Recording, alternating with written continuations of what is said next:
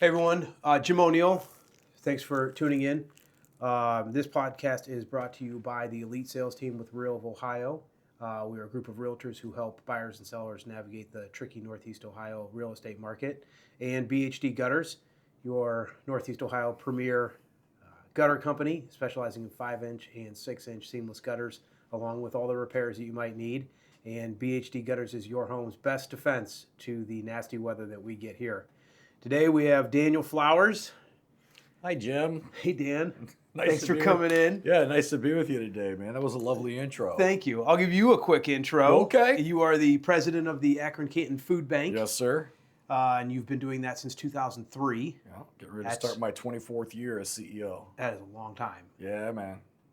And I want to get into that. Sure. But you are also an avid hunter. Oh, yeah. Ride a motorcycle. Yep. Taxidermy. Yes, sir. I want to talk about that too. Yep. Fitness. Fitness. Big time. Mm-hmm. And martial artist. Yes, sir. Yeah. So let's get into it. Yeah. Let's kind of just set the stage though with work, because it is such a huge part of our lives. Yeah. And what we met at Jiu-Jitsu. Yep. And then Bill posted an article that you had written on Facebook or something like that. Okay. I have a column with Smart Business Magazine that I've been writing for, I think I'm in my 11th year. So it was probably one of those columns that you're referring to. Yes. Yeah. And I was like, oh, dang. Like, I met this guy at Jiu-Jitsu. Like, Yeah. he's an important person. And I'm like, that's funny. And it was really cool. And I've met a lot of people through jiu-jitsu. Yeah, right. Yeah, me too, bro. In the same way, because it's such a I don't know if the word is egalitarian or democratic space, but it's such a space where everybody's equal. You're just all a bunch of people in there training, and then and so you kind of get to know people, and you just vibe with them based on how their jujitsu is, or what their energy's like, or if they're making the best jokes in there. Those are your jujitsu pals. Yeah. And then you learn like all these diverse backgrounds they have, all the cool stuff they do.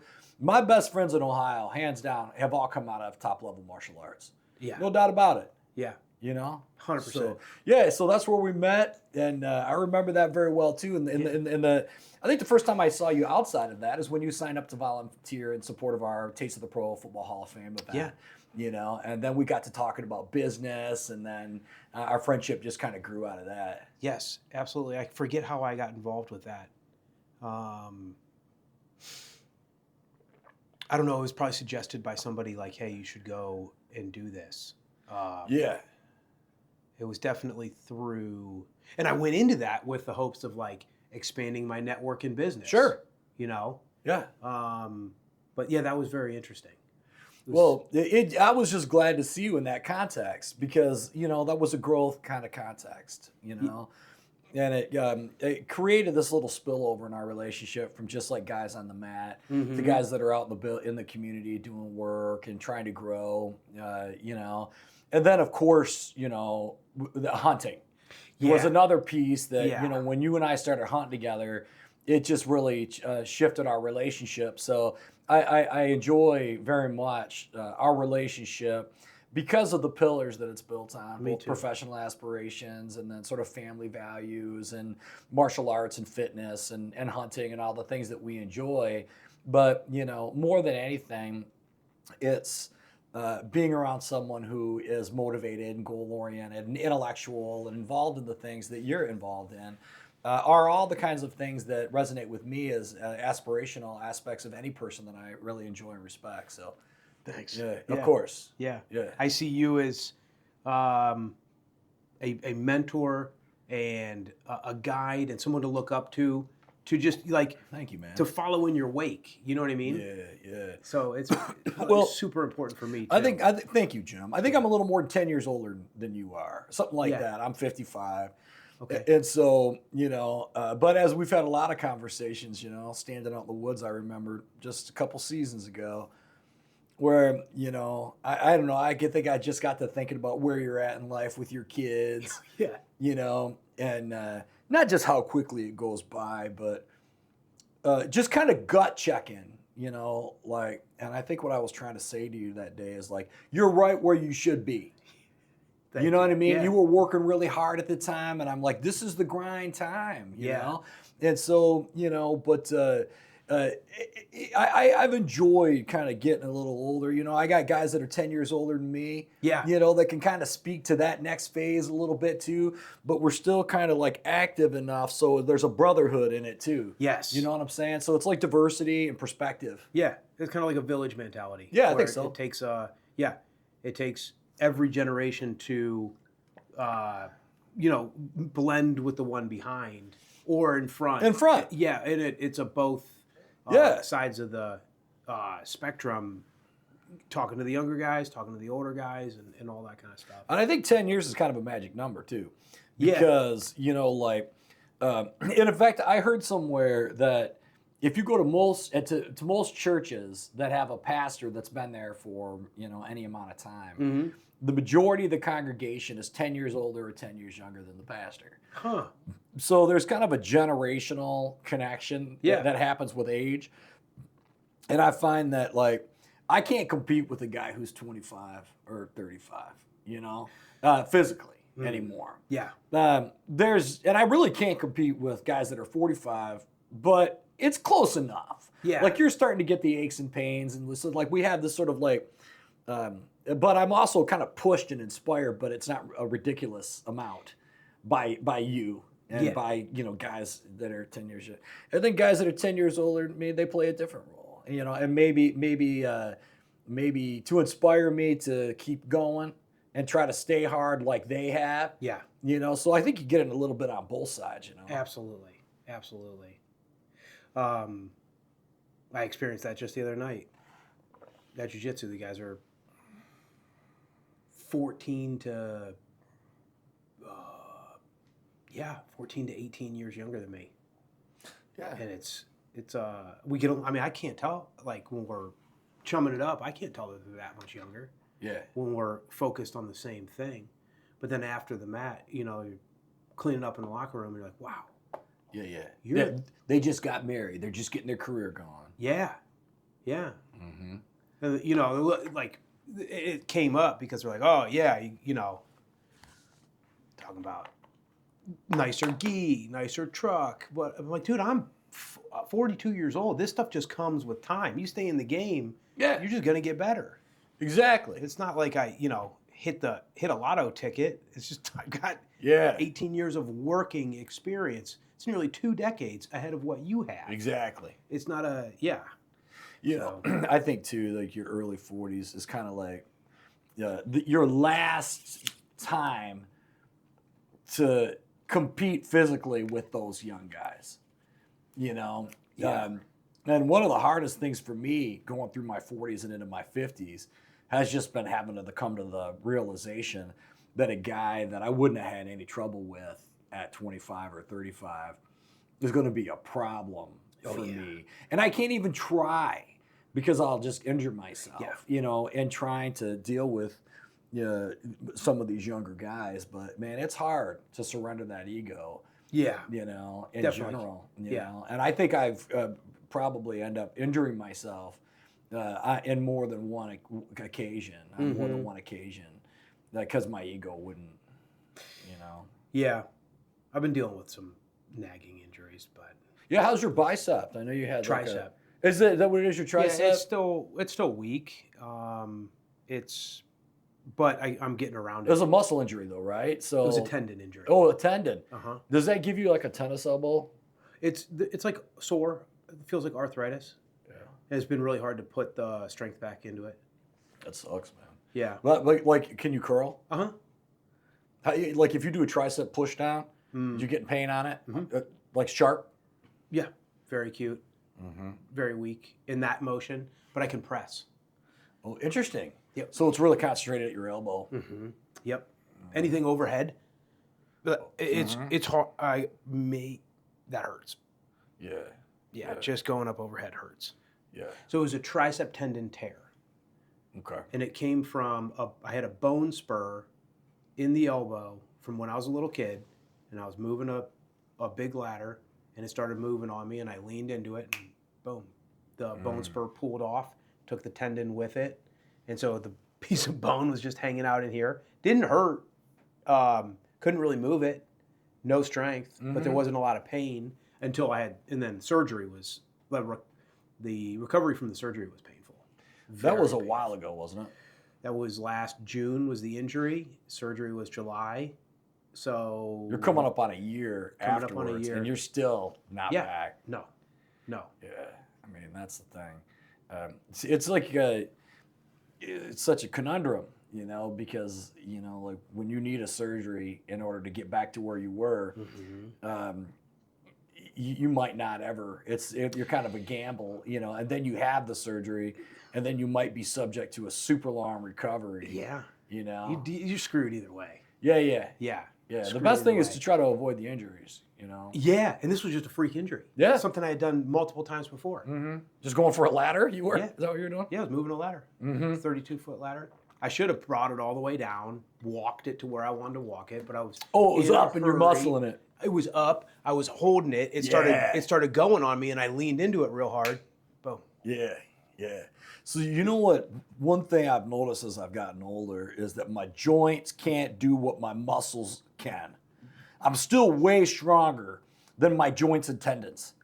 So like I can still lift heavy, but the joints can't do it anymore. Yeah. You know? It's just interesting. It's like there's like a maybe that's where like yeah, that's one of the things that's hard. If I was getting the same muscle weakness that my joints, you know what I'm saying? But I Yeah. still go for the same stuff I used to do, but I pay for it in my joints. Right. It's like the accessory pieces have a shorter shelf life Exactly. than the motor pieces. Yeah, that's a good way to put it. Thanks. Yeah. You want to talk about your career for a little bit? Well, sure. Because what's fascinating to me about your career, so I've been self-employed for 12 years. Wait, 13. No, almost 13. No, it's been 13 years. 13 years. So I may have some false assumptions about what your job is like. Okay. But when I think of it, I think of you have a lot of eyes on you all the time, judging what you're doing, constantly having side conversations. Is Dan the right guy? Do we need to get a new guy? Is Dan taking us in the right direction? Did you hear what Dan said?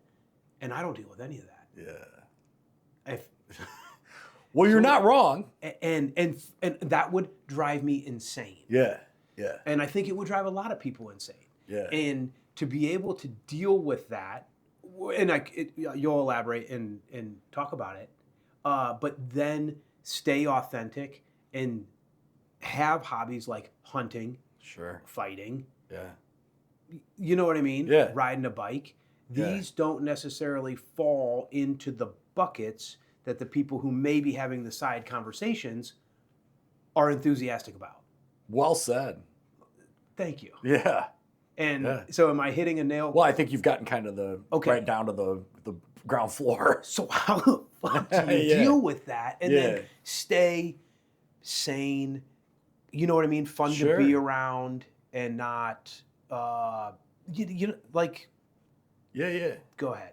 Well, I mean, you know, you've really kind of got right down to the thing I think any nonprofit CEO likes least about the job. I mean, exposure. Well, you know, maybe if I back up a little bit, I think that there's an element of that when you first start getting into it, that's very satisfying to your ego. You know, because it's like, well, everybody knows the so-and-so who runs the, you know, whatever, you know, right? So, you know, I think that what my process is that I had high levels of the requisite ego to push me into a position like this at an early age. Fantastic. You know? Yeah. With and I was just like a walking blind spot. So, you know, I didn't know what I had and what I didn't have, but I was certain of my success. And so it's been a humbling process for me a lot. And, you know, I remember when I've probably been in the paper more than most politicians, you know, really. It's a very high profile position. Yes, absolutely. And so as a result of that, you know, in the beginning, you're kind of like enamored by it, you know. And, you know, my dad was alive when I got this job. And I was always sending, like, every time I was in the paper, I'd send him the newspaper articles. And, like, it was something to be proud of. But I'll tell you now, that there's nothing I like less than being in the paper. You know, like to the extent to which my having that exposure serves the organization, I'm happy to do it. But I don't want to be out front, and you know what I mean. Like I just don't. It's not something I need anymore. I don't need it. It's a duty. And it's the same way with decision making too. When you first come into a leadership job, you're kind of enamored by the fact that you're the one that has the D. You're making the decision. You know, I've come to see decision making as like one of the biggest obligations, duties, and honors of leadership. Okay. And I'll do everything I can to avoid unilateral decision making.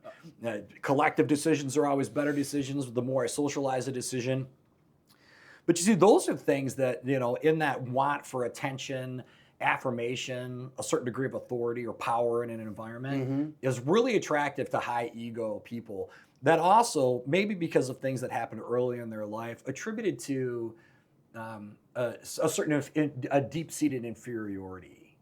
You know, so like guys like me that came from families that were lower middle class, very in poverty, guys like me that struggled academically, you know, that I always kind of felt like an underdog in certain areas of life. I think there's a determination that you can bring to things that can push you out there ahead of the pack. But at some point, that's going to come to roost, and you're going to have to figure out some way to deconstruct those things in order to sustain. So that's another leadership conversation. Coming back now specifically to the idea of exposure. Yes. Exposure in the role. It's a highly political role. Yeah. One thing that I've learned, and it kind of goes with the deconstruction of the ego, is that all of the conversations, all the risk, all the exposure does subject you to criticism. But through that criticism, you really kind of end up stepping back and taking an inventory, like where is it right, where is it wrong. And someone who's on the road less traveled, as M. Scott Peck would say, that you will know the truth and the truth will set you free. And so to the extent to which that exposure has brought me into a higher degree of awareness of my impacts on people, areas where I need to soften, lighten up, areas where I lack, or areas where I don't. It's been useful, you know, but I will say it's a constant stressor, and I don't like it about the job. Okay. Yeah. See, it's all that. Yeah. Yeah. Yeah. It's hard for me to imagine what that type of constant exposure would be like. Because I don't have that. Yeah. I've got a lot on the line, you know, as like an entrepreneur, self-employed. Yeah. I'll probably be the last one to know that I'm out of business. You know what I mean? Well, you know, like, because you'll be the last one in the foxhole still fighting, right? Yeah. Well, I mean, yeah. Just when am I out of business? Like, just out of money. I guess we're out of business. Right. You know what I mean? Yeah. So I guess that's two different sides. But yeah, that would terrify me to walk in every day to have that level of exposure. Yeah. Well, it's kind of like, you know, did you ever read Into Thin Air by John Krakauer? No. So it's a great book. He happened to be doing a story for, I think it was National Geographic, during the expedition to the top of Mount Everest. And I think it was in '96. Okay. But it was a really deadly expedition. A bunch of guys died. A bunch of people had really severe frostbite, you know. It's a great book just to read because there's a lot of lessons that you could learn about leadership and life and decision making. But there's an aspect of it that stuck with me when I read this book. Was that, you know, you want to climb Mount Everest? Okay, go up to 10,000 feet and get used to the thin air. You know? And then after 2 weeks breathing that thin air, you go up to 20,000 feet. You can barely breathe. And then after 2 weeks, you can go up to the next base camp, right? So it's all about acclimatization to risk and exposure.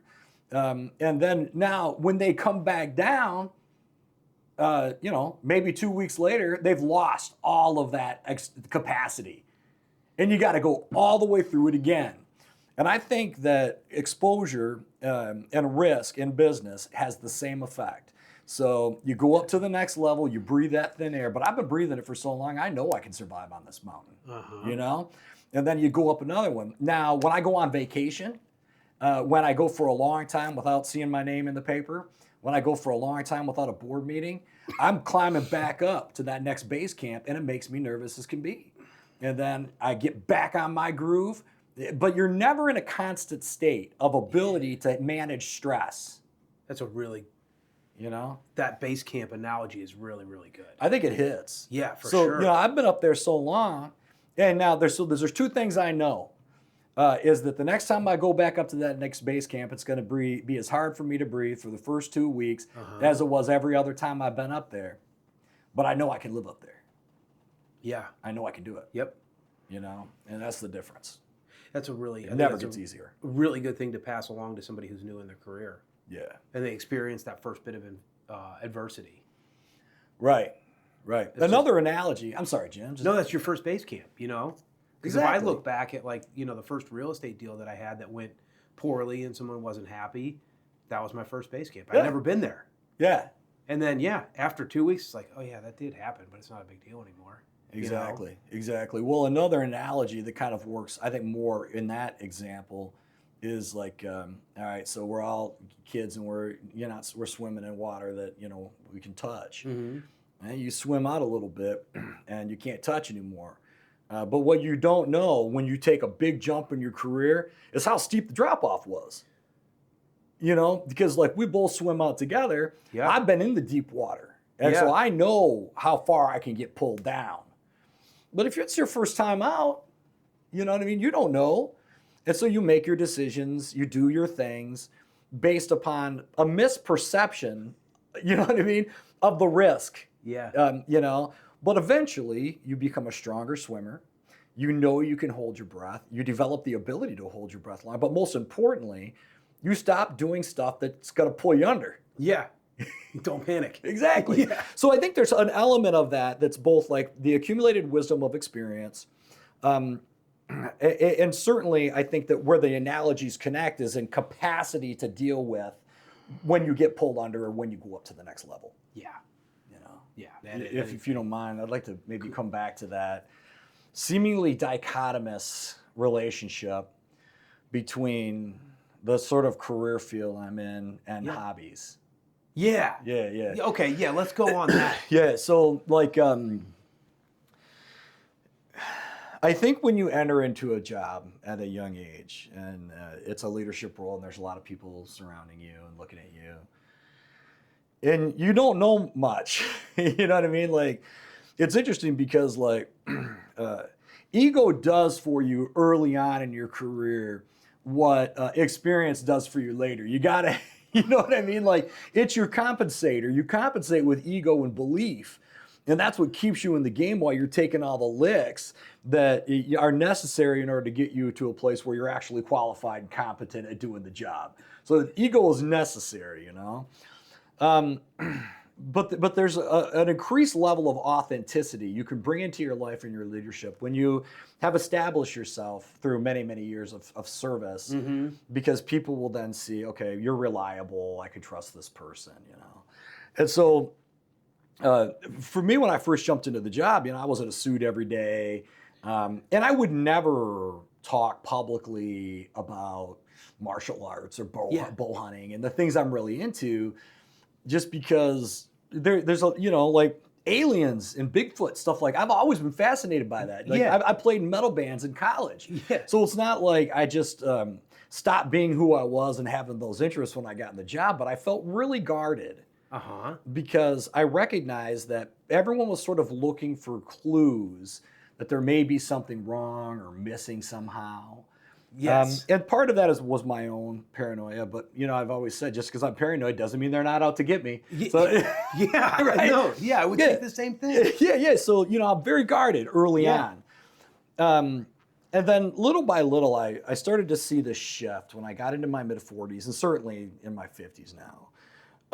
Where people just started like responding differently to me. They knew that they could trust me, that I was, you know, I've been here forever. I'm faithful, you know, in my relationships at home and And if you didn't think if you don't think that I can run your food bank now, there's nothing I can do to change your mind. After 24 years in the role, look around. It speaks for itself. Yes. You know? Yeah. Well, so then people stop really caring about what I wear. You know, they don't really care. But you know, during the pandemic, yeah, because I've always been like a heavy metal guitar player. Yeah. I was like, well, I don't want to participate in political conversations online. I just don't want to have anything to do with it. But I do like to jam, Yeah. you know, and I want to Those share are great- this. Yeah. Yeah, so I take a chance, and I launch my Friday Night Metal series of where on Friday nights I would play along to heavy metal songs. I take requests, and I would just like play my guitar in my basement. Yeah. And people started responding like, "This is so interesting." There's a facet of you that is interesting and nuanced that I was really worried about showing. And so I received this acceptance that I probably wouldn't have.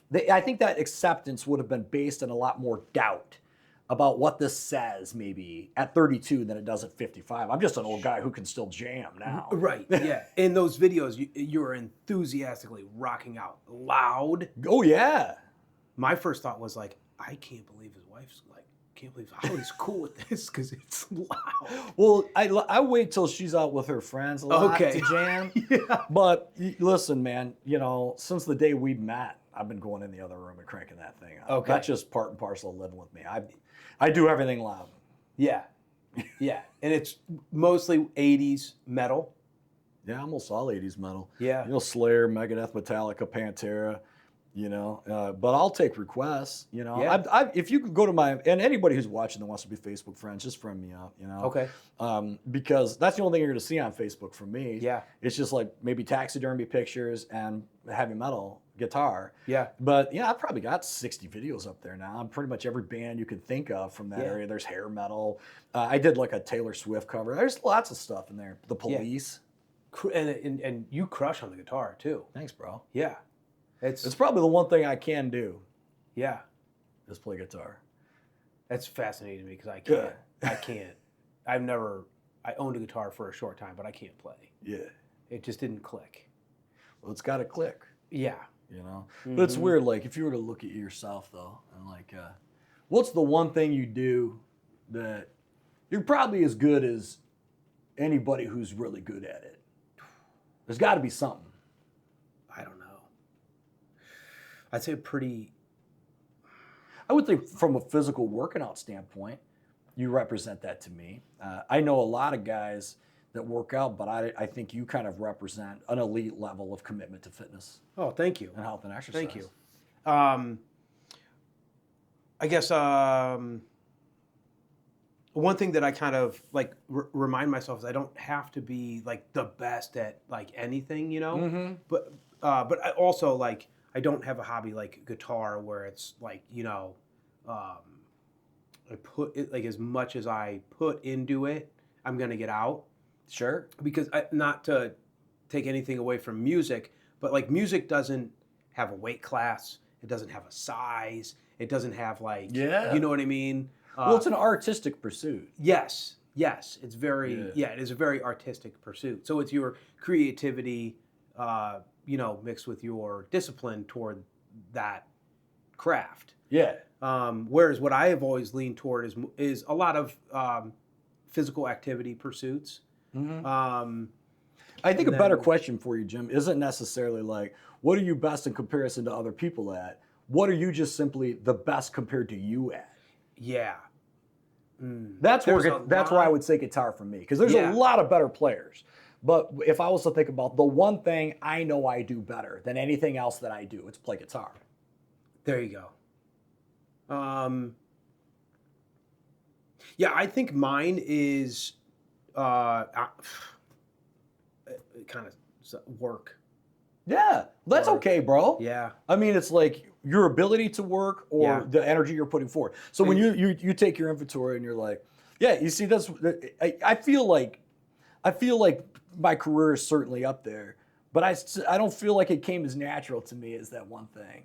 Since I was, really about 13, cutting grass in the yard or in the neighborhood, Yeah. and then got a job at a restaurant. Since the age of, I mean, since I was 15 years old, there's only a 4-month period where I was not employed. Mm-hmm. And yeah, whenever I show up at work, whether it was being a busboy or I had one job, Mm-hmm. it was a summer job, and it was with 3 of my buddies. Mm-hmm. And the only reason we didn't get fired was because one of the guys that worked with us, his dad owned the company, Mm-hmm. or we all would have been fired. Yeah. It was just a screw around fest. But other than that, but I have not spent very long at a low position. It's always for what, I don't know why, but worked at the car wash for like 2 weeks. The guy said, "Hey, you want to be the second shift supervisor?" I was 17 years old. Yeah. I was like, "Well, what does that mean?" He's like, "Well, you're going to make more money. You just need to be here 4 nights a week, close up, count all the money, make sure all the money's right, put all the deposits, take it down to the other office, Yeah. make sure everybody's working." Like, okay, guess that's what I'm doing now. Yeah. So in high school, I was, had a position of responsibility, and then every job I had that was like a crew oriented, because I'd done a lot of labor. I was quickly moved. You were the leader of the crew. Of the crew. Yeah. And then, when I was 24 years old, I was an operations manager. I was 25 and had 30 guys working for me, and I had 6 months of experience in the company. And a lot of people looking at me like, "Hey, what the hell? Why is this dude?" And I didn't know it. I didn't care. I'd ask them, "Hey, how do you do this?" Like, "You're the boss. What do you mean you don't know?" I said, "Listen, I've been doing this for 6 months. All right. Yeah. How do I do this?" Yeah. And then most people want to show if they know how to do something. That's the other thing is people don't want to ask.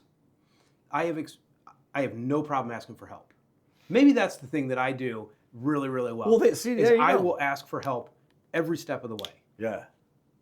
Every step of the way. If I see something cool, I want to know what just happened? What did you do? Yeah.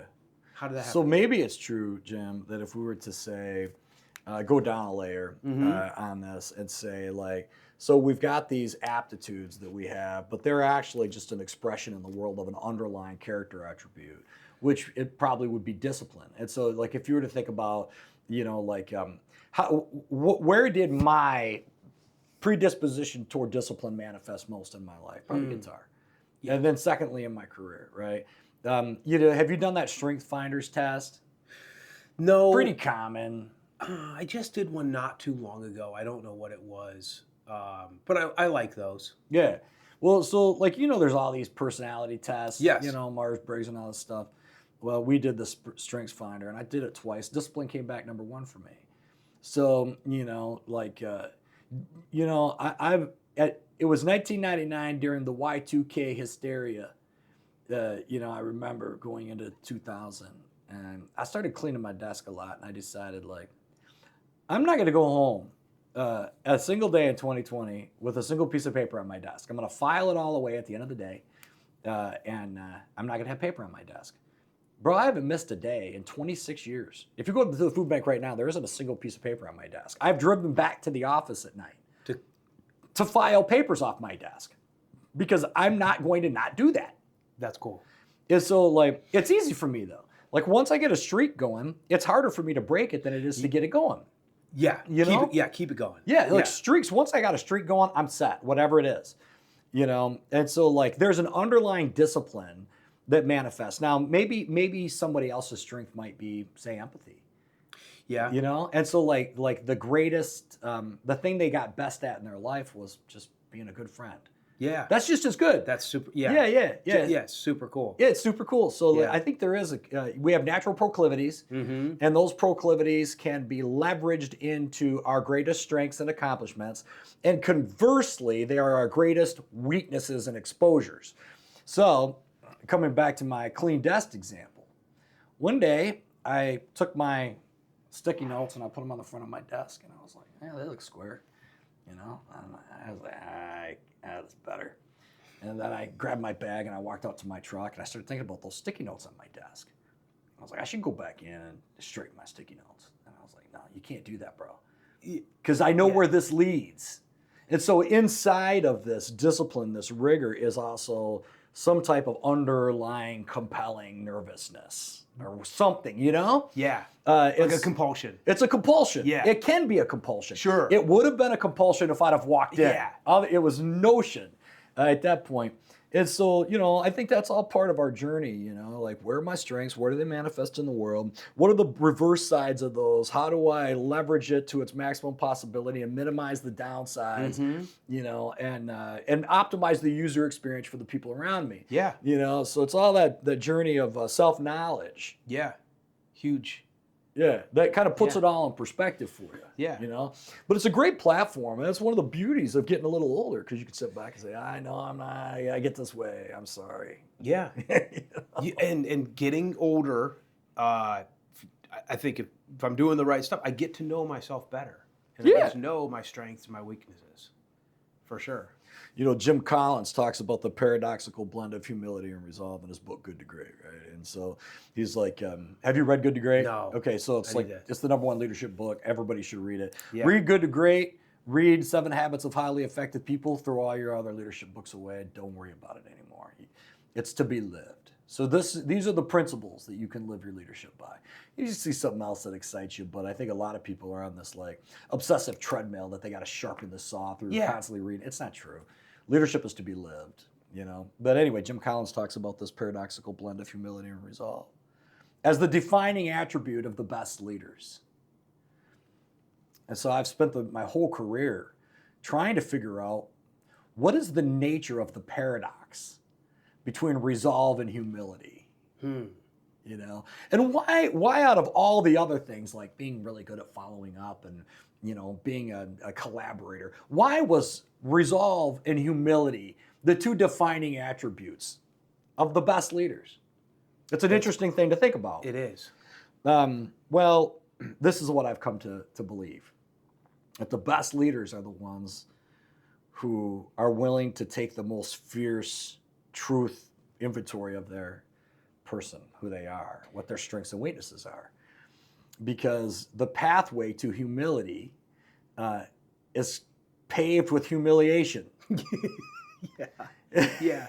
Yeah. And so and that breaks most people. So you've got your narcissists out there who just don't do the work at all. Yeah. They spend their whole life in that ego, and they people around them pay the price. And you've got your rare few, the road less traveled, once again, who seek that truth. They're set free by it. But those people that can match that fierce honesty with the resolve to not quit and not be broken by that truly are exceptional people. And those are the best leaders. So like I tell everybody on your journey, man, go to work on that ego, take in that feedback, but don't let it break you. Yes. Because it's gonna wanna. Yeah. It's gonna wanna not make you get up and face that your day. Absolutely. Yeah. Yeah. But once you make it to that point where it's like you can say anything you want about me, and a lot of it's gonna be true, man. I do suck in a lot of areas. I'm gonna drive you crazy. I know it. I'm super sorry. Yeah. I want to not have those things about me. Yeah. But I'll be here tomorrow. We'll get going at 8:00. I totally relate. Totally relate. That's how your marriages last. Yeah. All of it is like you got to run Friendships. towards it. Friendships. Yep. So, and that brings me to another thing, Jim. I've come to believe that the defining, the longevity of a person's relationship with people and institutions is the best indicator of the quality of their character. I like that. Church jumpers, jiu-jitsu studio jumpers, work jumpers, friendship jumpers, marriage jumpers. Yeah, things happen to everybody. Sure. Fair enough. Yeah. But if you look at someone's life and all you see are quick changes, Yep. then you know that when the defining conflict arises, they separate. And I need to use the defining conflict to map out a lifelong relationship if possible. I want to be friends with everybody forever. Yeah. Yeah. Yeah, it's when I see that, whether it's on a resume or with a person that I know, what I think is they're always looking out that the solution is outside. The solution is Exactly. outside. The problem isn't with me. The problem is outside. The problem will be with you eventually, Well, because I think it that eventually shows up in all of their Yeah, relationships. and every problem I have is my problem. Yeah. Every single problem I have in life is my problem. That's exactly right, man. And it's up to me to deal with it. Whether it's like you said, like just accept it. Like, yeah, you're right. That's a flaw that I have. You are correct. Yeah. And Yeah. Please So- help me manage this deficiency's impact on you. yeah, You know I'm what I sorry. You're right. I do that. Is there anything that I can do to make it better? I have to do that with some of the people that I work Yeah. with. Yeah. You know, and yeah, it's my bad. I know I did that. I will probably do that again. It is not personal. It is Yeah. just it's a flaw that I have. Yeah. Well, so one of the secrets to success that we've had at the food bank over the years, I would say really the secret sauce, is embodied in two things. And I tell new employees this when they start. The secret to success is, one, you must share our fanatical commitment to high quality work. That's number one. That's the price of admission. If you're not fanatical about producing great work, it's going to be pretty obvious. That's an easy, objective conversation to have. If you don't have the tools to pay the price of admission, nobody gets to work here. That's number one. Number two is written on the wall of the conference room, and it says, in this house, we do second chances. We do real, we do mistakes. We do I'm sorry's, we do forgiveness. We do hugs, we do family, and we do love. And so if you can be somebody who can really live that and kick ass, we're going to be great friends. We're going to have a family together, man. We're going to like make a run. But if you're only good at one and you can't do the soft skill side, you know, it's going to break down. A lot of times I will facilitate groups. I did this down with all the new sergeants at the police department not long ago. I went around and I said, tell me the attributes of the best boss you ever had. And they were like, supportive, listened, had my back, maybe 1 out of 30 people in the room was like, good with paperwork. Right? They were all soft skills. Yeah. So what really makes a good leader the best leader? It's almost all their ability to handle those soft skills, and that's on the other side of it. Yeah. And it really just doesn't show up on a resume either. Right. You know? Yeah. Except for Yeah. the 2 years here, 2 years here, 2 years here. Right. Yeah. That's where you find that. Where do you excel? I have soft skills, Yeah. but it's the most important. Exactly. Yeah. So a great response to me. You'd be speaking my love language in an interview, and you're like, "Well, I've gone to the same church my whole life. Yeah. I got my best friends from when I was a kid. Yeah. You know what I'm saying? You Yeah. know, like I've been married 30 years or whatever. Like those things, I don't care what it is, but just show me that you can have people in your life over the long term. Yeah. And by that metric, I feel really good about where I'm at, and I've never really put a lot of thought into that. Yeah. My best friend has been my best friend since we were 10. Yeah. We still talk regularly. You know, been married for almost 16 years. There you go. Together for almost 19. You know? Yeah. And you know why I think that works is because if you ask anybody who's ever done anything for a long time, were there times where it would have been easier to quit and walk away than to keep going? The answer is going to be, heck yeah, absolutely. Every marriage, every long-term work relationship. Dude, there's been a million times I didn't want to get up and go to the food bank anymore. That I wanted to quit, Yeah. But we quit when we're done, not when it's hard. Yep. Quit on a good day. Quit on a good day. Yeah. That's what you got to do, But, these are all things you kind of learn, Yeah. you know. We tell our kids that. They'll Yeah. have a bad day, bad practice. I want to quit. No, we quit on a good day. Yeah. You gotta quit. You can't quit on a bad day. That's a really good way to put it. Yeah. You know what's interesting though, Jim? Like, having this conversation. So like, I forget these things, but I have been able to kind of reduce my perspective to, the paradoxical blend of humility and resolve, the statement about longevity, all of these little sayings you know, because like a lot of conversations repeat themselves. You know, you're trying to figure out what's it take to succeed in life and to get through with life and all that. It's probably, you know, a dozen metaphors and quotes. Yeah. That's all. And everything falls underneath it. Cheesy one-liners Yeah. that you see everywhere. But if you put 10 minutes of thought behind it and then reflect on different pieces of life that apply to that, Yeah. like cliche little quote, you could literally wrap an entire life of a resilient, humble, go-getter existence into probably 10 quotes. Exactly. Yeah. You know, I thought about this a lot in jiu-jitsu. Go ahead. What about what? I just think why? Why is it? It's that How is it simple. that way? Yeah, How is yeah. it that simple? Yeah, because I think it's because the circumstances are endless. You know what I mean? But they're all pretty much the same. Yeah, but the central truths remain. And so like, you know, I used to think about that when, you know, I'd be listening to Bill and he'd say, you know, sit up straight in your guard. You know, when you're in somebody's guard, keep your back straight, keep your back straight. And I would think to myself, is that a principle or is that a technique? You know what I mean? Because like, I do think there are principles in jiu-jitsu, you know?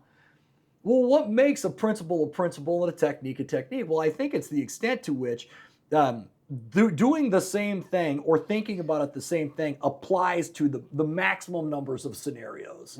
So keeping your back straight while you're in somebody's guard may be a technique, yeah. But, you know, there's 50 different scenarios when you'll be glad you did that. Yeah. You know, and it's going to help you. Yep. So that makes it a principle too. Yeah.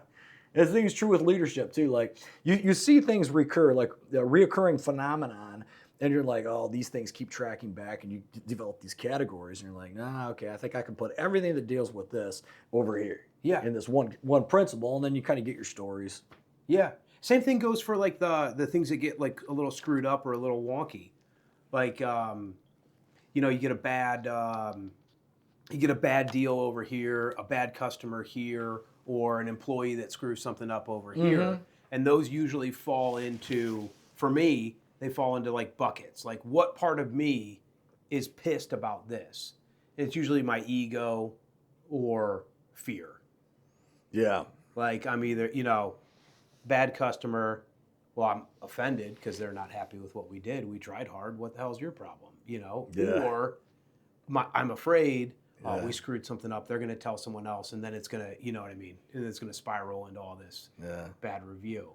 So I need to evaluate what's my reaction to to the negative things that happen. Like, what principle do I have that I'm trying to uphold?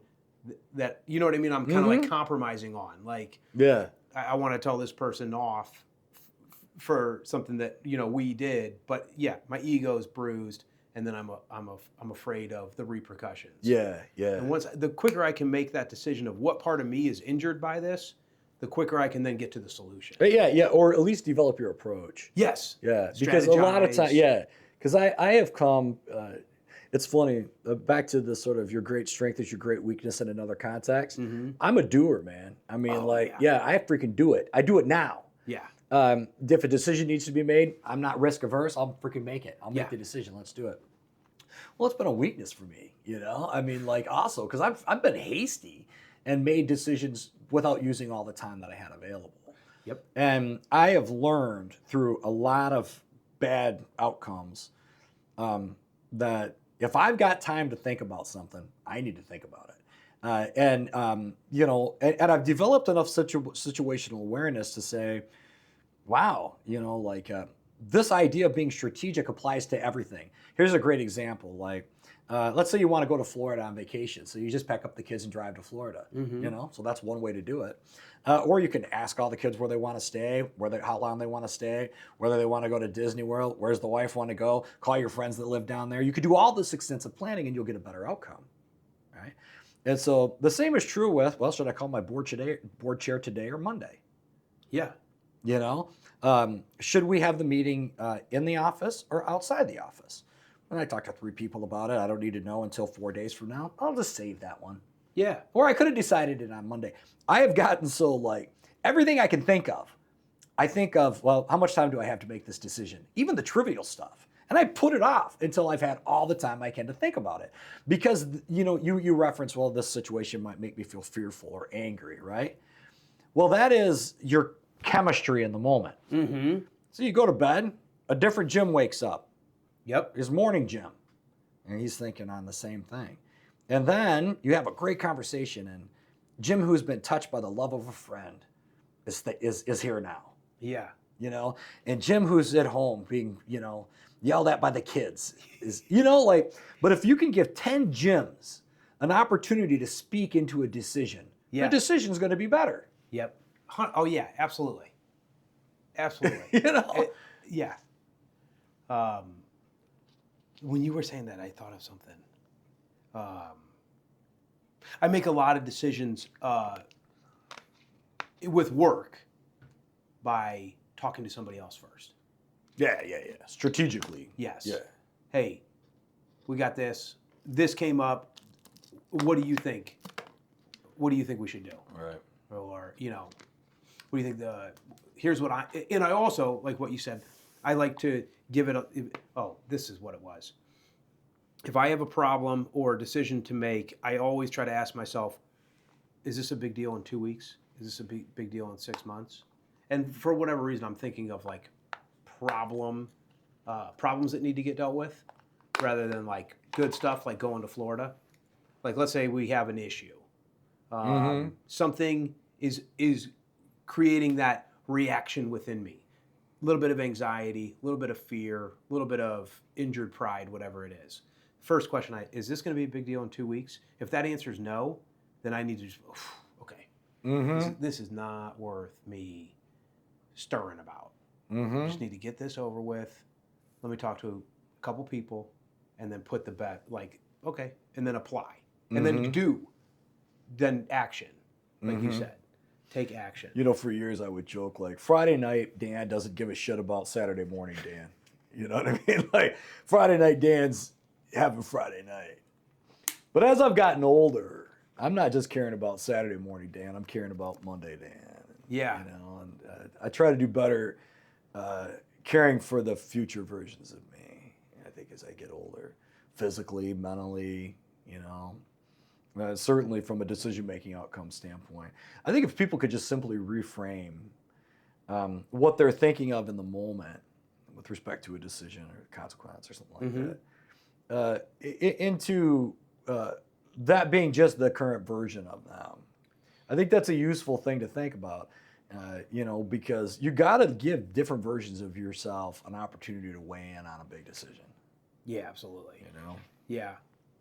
Well, so one thing that we have always shared is book titles.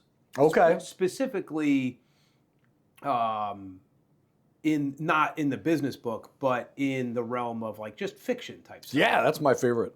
It's my favorite genre too.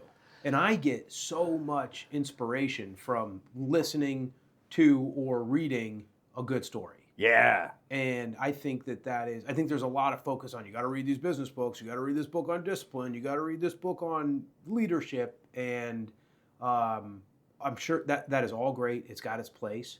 But nothing's going to fire me up more than like a good, inspiring story. And then if I can try to take some of those characteristics from the main character or whatever, like that kind of stuff really fires me up. Yeah, me too, bro. Well, I mean, you're a history major just like I am. Yeah. Yeah. So I think probably when you were a kid, just like me, somebody would read a story out of the Bible or read some book to you in 7th grade. You just picture it in your head. Yeah. Yeah, like I've always loved being read to. Yeah. My dad used to always read to us at night, and we would turn off the TV and he had this Bible story book that he would read out of. And I just love being read to. And I think that stories teach us just as much as any leadership book ever would anyway. Yeah. So I love fiction books too. And, you and I have talked a lot over the years about our favorite books, Yeah. What would you say is your top 5 favorite? And I know it changes. The Lonesome Dove is That's probably number one. Me too. Yeah, well, yes, and that's why I wrote it down, because I think our top 5 are pretty similar. Yeah. Because I got The Lonesome Dove, Yeah. The Stand. Yeah. This book I just read or listened to, The Bastard. It's I'll put that on my list. John Jakes, Okay. The Kent Family Chronicles. Is that the same book or is that a different book? It's an 8-part series. So The Bastard? The Bastard. The Kent Family Chronicles. Okay. John Jakes. Evidently, it came out in like '79. It was a mini series in the '80s. Probably horrible. I've heard John Jakes. After that, I mean, I like Stephen King. Me too. It was really good.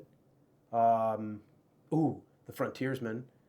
Yeah, that was great. That was Yeah. pretty. I really incredible. like that. You know what's crazy about The Frontiersman is how relevant it was to Ohio. Yes, You that's why I know? liked it. Yeah, I learned a ton about Ohio and the canal and George Washington's early adventures here. And there was one depiction in that book of one of the sort of like colonists that was tortured. Yeah, he was like a colonel or something. Yeah, yeah, but it was like up by Lake Erie. It was like Lorraine area where that went down. And I mean, they burnt this guy. You remember that section? Yeah. Yeah. And so like, you know, you hear about those things, they're always kind of out on the prairie, Uh-huh. you know? But that happened right here in Ohio. Yeah. And that was a wild story. That was a great book. What nobody ever talks about is how what happened in Ohio and Kentucky Yeah. and northern West Virginia along the Ohio River, and for 2 decades, this was probably one of the most brutal places on earth. It was the frontier. Yeah. You know, I grew up in Michigan. And so when I was a little kid, we always learned about like the Chippewa and Ojibwa Indians. Mm-hmm. Did you get some of that in high school, in your early, like the Ohio Native American tribes? I knew the name Tecumseh, Yeah. but not in the context that I learned it from that book. Was it just because of the statue on Merriman when you come up? Where is that No, guy's I got that mean, wood statue on yeah. Merriman. It says Tecumseh Shawnee under it. Is that up? On Merriman, just when you come across Memorial Parkway on your Yes. left. Yeah. He's got like a little beaver or something out there too. Yeah. It's a there's a bear. Yeah, that's what it is. Yeah, I think that's actually somebody's parents' house.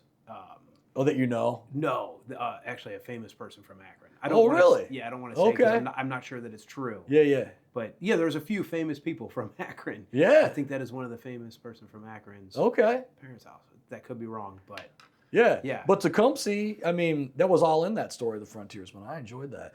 You've read Empire of the Summer Moon? yes. Yeah, Joe Rogan talks about that. I mean, I think as far as in terms of like sweeping pageantry, that appealed to me more than the Frontiersman. I was getting a lot of good Ohio detail, but in terms of like quality of storytelling, somebody asked me on a podcast, if you could go back and talk to anybody at any time, who would you talk to? And I was like, nobody. What I would do if I could go back in time was go on a buffalo hunt. With the Comanches on the prairie. I don't care if we visit or not, but like put me in a time machine, send me back in my young strong body, and let's go kill some buffalo, and then build a big old fire out on the prairie and freaking dance under the stars out there. Yeah. Like that to me, if I could pick one historical experience, it would be like to get that whole under the Empire of the Summer Moon vibe. Yeah. Well, when I read a book or listen to a book like that, I really think that, maybe we don't have it right with, it is what it is. There's a lot of people on the planet. There was way less people on the planet back then. Your life was, you knew where everything you consumed, you knew where it came from. You'd been there. It's not like today. Where you get a burger in a drive-through, that thing could have been, who knows where that came from? No idea. Yeah. But I also heard that the happiest societies are the poorest, No question. with the highest level of happiness. And I think that's what we're all trying to achieve, is some level of happiness. but we're just not getting it. It's in it, our it's a, current. yeah. I think it's strangely a symptom of overabundance. So let's say the most important thing that you had to do, your work for today, was find something to eat. Yeah. That's all you had to do today. Yeah. And so you take on these activities, you find yourself something to eat, and when you do, you reward your body, and you maintain your body. So all of your activities are an affirmation of the value of being alive. Think about it. I need to get some firewood because it's going to get cold. My body needs to be warm. Yeah. Yeah. So now, fast forward 50,000 years, and here's your work for today. Go to a miserable job that you hate, stare at a computer screen, get bitched at by your boss. Yeah. Yeah. So how is that an affirmation of you at the most fundamental level? It's not. No. And so, like, because of all of those basic needs are easily taken for granted in modern Food, society. water, shelter. Yeah, exactly. So there's no correlation between your daily activities and affirming the most important thing, which is the value of just being alive in the world. Yeah. The Native Americans didn't have that problem. Everything that even with all of their hardships, all of their activities, were an affirmation of the goodness of being alive because they were constantly engaged in the process of sustaining that life. Yeah. That's my theory. Yeah. Yeah. I think there was very complex. You get a group of people together, you're gonna have problems. Yeah. Something over there looks good, but there's another group over there, like probably gonna have a little scrap. Yeah, over they would beef. What's in the middle? Yeah, it's a very complicated. The whole thing's complicated. Yeah, it's a good point. Yeah. Did you notice how in Empire of the Summer Moon, how like when they came, the way they came up with nicknames, like their nicknames were humiliating. So you could kind of see like, oh, these guys were pals. Yeah. Like they would come up with like the shittiest possible nickname for a guy, his most embarrassing moment, and that would be like that's how it is with all of my friends. Like every time I'm with my best friends, all they want to talk about is the stupidest thing I ever did. You know what I mean? Yeah, that's great. Yeah, yeah, for sure. So it's kind of neat to see these little things in brotherhood, and so like here we are talking about a fictional book we enjoyed in a historical context, and sort of like you boil it down to this connection to a larger humanity. Yeah. Well, another thing I think of is like every single book that I really, really like. The whole thing is the person overcoming problems. Oh yeah, absolutely. So here I am like fretting about all my that's life. All my little problems is in getting through them. You never read it. You never read a real good story where it was just like, what happened? Oh, he just had the perfect life. Nothing ever happened. Yeah. Nothing bad happened. Nothing good happened. It was just vanilla the whole way through. Exactly. Like, I'll pass on that one. I don't want to read that. No, but same. Yeah. Have you read South by Ernest Shackleton? What is it? South by Ernest Shackleton. No. Ooh, top of the list. Another top 10 coming in, buddy. Ernest Shackleton led an expedition. So like I went through this polar expedition book phase. His stands out. I would say South by Ernest Shackleton's top 10 for me. Okay. He leads an expedition in the early 1900s. The idea is that they're going to go down to the Antarctic and they're going to send another ship to the other side of the Antarctic, and then they're going to take teams of dogs and meet in the middle. So it's like a big polar exploration journey, but it goes way bad. And what these guys have to do to survive is the most mind-blowing story. And it ends up with actions that he and a handful of other guys take that end up being the most significant extreme survival things that I've ever heard of and may have ever occurred. It's a phenomenal book. Okay. And it's read by Ralph Cosm, who's my favorite narrator. All right. If there's multiple versions of South, listen to the one with Ralph Cosm. Okay. Freaking phenomenal. There's another guy, Buddy Levy, who wrote one called The Labyrinth of Ice, which is a North Pole expedition kind of version of something similar, but it's not nowhere nearly as hardcore as Shackleton's story. It's legendary. City of Thieves. No. Did we talk about that one? No. That's usually on guys' tops 5 too. That was written by David Bianoff. David Bianoff is who was the executive producer of the Game of Thrones TV show. Oh, no City kidding. of Thieves. All right. I've been recommending that book for years since I read it, and I'm almost starting to learn how to properly spell thieve. I think thieve is a hard word for spelling, with the I's and the E's. Yeah. Thieves. I can't confirm or... Okay. Well, yeah. Have you done Gods and Generals? No. That was really good. Is that Civil War? Yeah, that and then Killer Angels. It's a two. Love that one. Yeah. Killer Angels. You read Yeah, that? yeah. Gods and That was Generals is- assigned in one of my classes. Gods and Generals. Yeah, so it's the same. It's the son of the author of Killer Angels. Same characters. Okay, Mike. What was his name? Like Sarah. Jeff Sherrod. Okay, Yeah, Mike Sherrod and Jeff Sherrod. that's it. Yeah, That's it. and he wrote a lot of good books. There's a whole World War II series that he wrote, which was really good. I think The Stand was freaking phenomenal. The Stand is a great book. The Stand is, I mean, like when people ask me what my favorite book is, I gotta go with Lonesome Dove, just because it's the great American novel, the depth of characters, Yeah. the sweeping pageantry of the story. It's unbeatable. It's the best book. It'll always be my number one favorite novel, no doubt. It was a huge inspiration for acquiring the Gutter Company for me. Really? Yeah. In what way? I don't know. I just sat there and I thought about like these guys who are going to go to Montana. You know, didn't have to, but if they did, it'd be an adventure. You know, All right, I get you. and so I just looked at it as like, what would be the greatest adventure I could go on right now?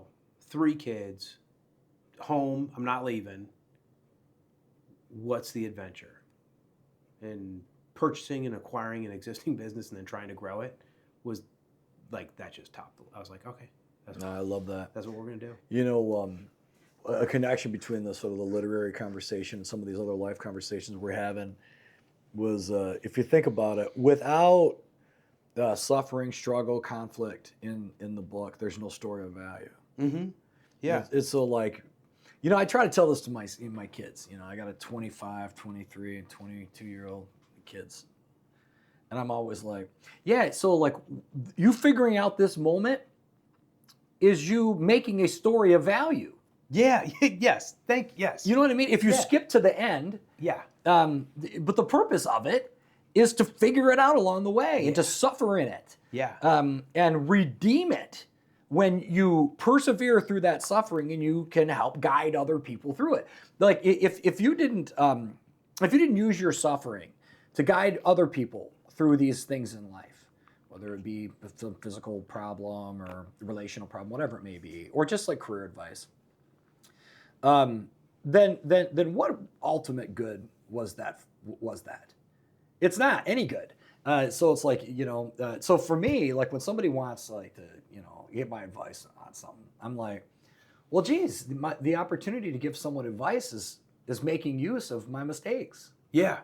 Yep. You know, so like that's redemptive. 100%. You know, and so like you learn that in books like that. Yeah. Where like if you look at, you know, everyone like The Stand, we love The Stand, right? Yeah. So you've got Captain Trips.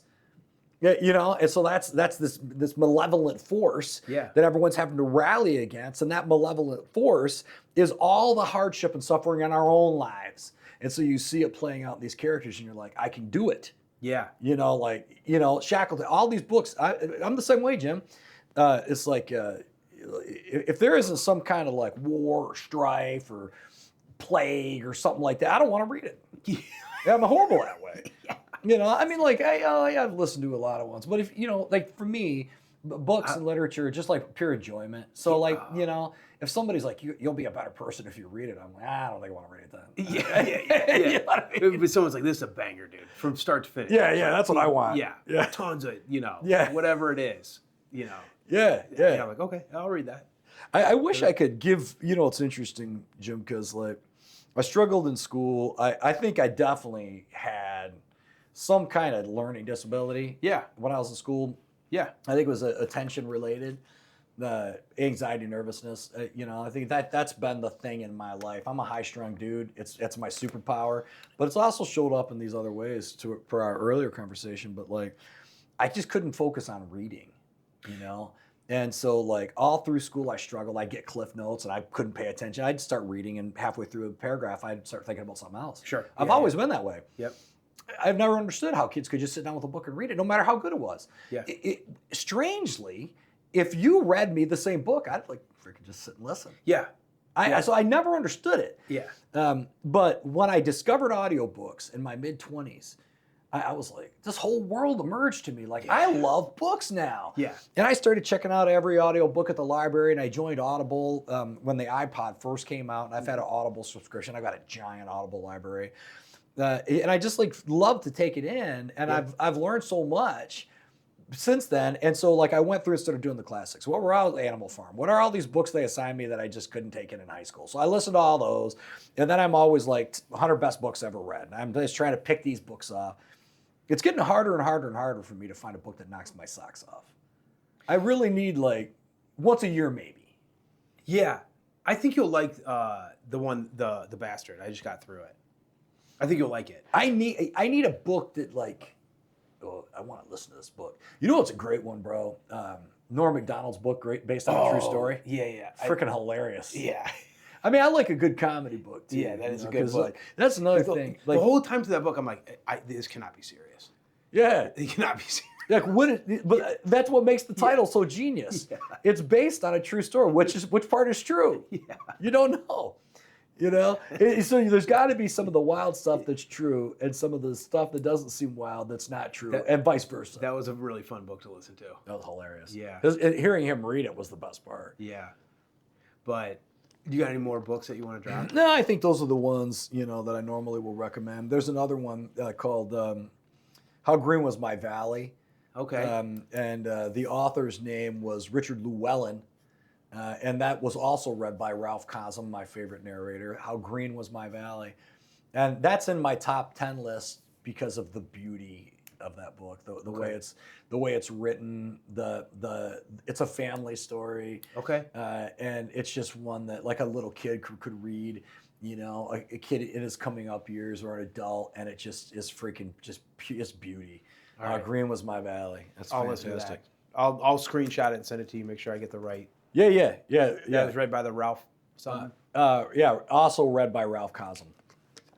All right. So then we can start to wind down. Yeah, but yeah. I do want to talk about just sitting in the woods, Oh yeah. because I think I talk to a lot of people who say, well, I'd like to get into hunting.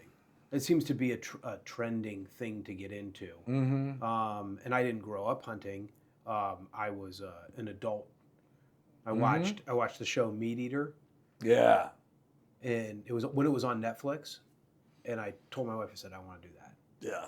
She's like, okay. And then, luckily, we have the internet, so it's fairly easy to learn. Yeah. But Well, you've turned into a great bow hunter. thank you. Yeah. Thank you. Yeah. I mean, like for coming to it at the time in life, and in the way that you did, you truly do understand it, and I think your success speaks for that. I think it is a demonstration of your tenacity, the way that you've approached it. We are lucky to hunt in a very rich environment. Yeah. So we share 2 spots Yeah. each season. Yeah. But at the end of the day, this is an animal who wants to live just as bad as you and I do. Oh yeah. And I think it's a huge responsibility to kill an animal. It's not just something that, while it is about the highest level. Okay, here's why I like it so much. It's raw, it's very primal, and it is a big decision. And after everything settles down, there's a huge, for me, emotional attachment to this activity that I just, I can go play soccer, go to jiu-jitsu. Jiu-jitsu is different that's a very, I think, primal type activity. But there is something about hunting that is, the first time I did it, first time I ever climbed up in a tree, I shot a deer. Doesn't normally happen like that. No. But after the animal's down, that's when the work starts. Well, ish. True. This is during COVID, in my buddy's house, and he says, "Well, I can't get close. I can't help you because my wife doesn't want me to get within 6 feet of you." So Because you killed this animal. yeah, so I'm going to tell you what to do. Okay. But once I started on it, there was something deep inside my brain that You're intuitively like, I know exactly what to do here. intuitively knew what to do. Mm-hmm. And that feeling has never left me. Mm-hmm. That once the animal's down, I know for some reason, I don't know what it is, I just have an understanding of what the next steps need to be. Mm-hmm. And so not all, but I consume the meat I don't consume gets donated to a friend Mm-hmm. or a family that needs it. Mm-hmm. And so I think that for me, has been a huge connection to what I'm eating. It's been a huge connection to not taking food for granted. Yeah. And a real deep appreciation for life, which some people might even be able to identify. Yeah, I think some people view that as being paradoxical, but I think anybody who's ever taken hunting seriously knows exactly what you're talking about. It feels the same way. I mean, like the people who, I believe the people who love the deer most are the ones who hunt them, personally. I don't think it's necessary to hunt an animal to love it, but I think to understand the value of its life, you have to sustain your life by taking it to a degree. So there are different layers of appreciation for the animal.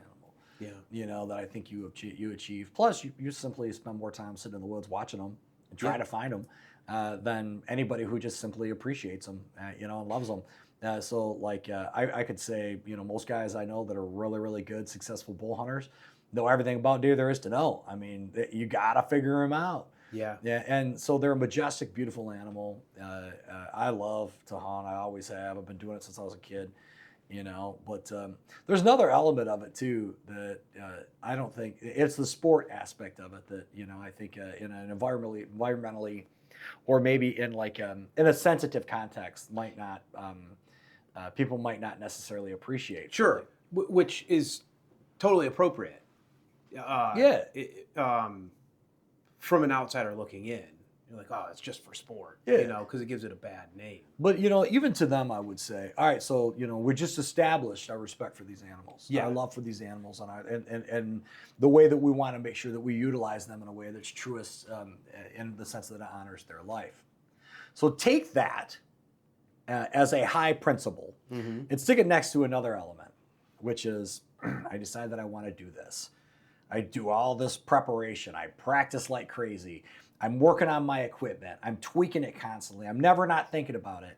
When it comes time, I go out and I plan my hunt, work really hard, try to find where they're at, hang a tree stand, and all the other stuff that you got to do in order to do it. And then you go out there and sit and wait. And you might see one the first night, and you might sit and wait for 18 hours before you see your first deer and pass on it, So you've got months and months of planning and preparation. And when the moment comes, an animal that you revere and love and respect is in front of you, and you make the decision, I'm going to shoot it. And it is an immense, overwhelming feeling. It overwhelms your body like nothing you will ever experience. And that is because of the responsibility in combination with all of the anticipation and work and effort. And it all comes down to this one moment. Can you meet it? Can you finish the job? And then when you do, something occurs in you that is both a blend of reverence and exhilaration. Yes. I've really asked myself this: what other thing do I do in life that gives me that? And the answer is nothing. Nothing. 100%. Nothing. Nothing. I mean, but I think that it's a combination of both, right? Yeah. The significance of taking the animal, map with all of the preparation coming